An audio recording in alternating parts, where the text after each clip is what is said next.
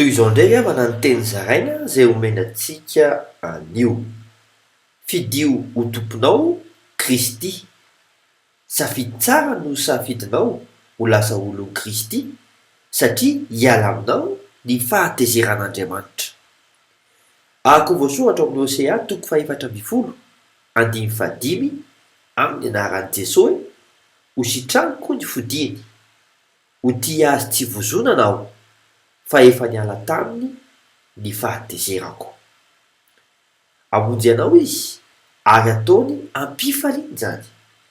Araka ny ao amin'ny Sefania 4:7 amin'ny anaran'i Jesosy hoe: Jehovah Andriamanitra ao no ao aminao, mahery izy ka hamonjy, hiravoravo anao amin'ny fifaliana izy, hosondriana amin'ny fitiavana izy, hifaly anao amin'ny fiombiana izy.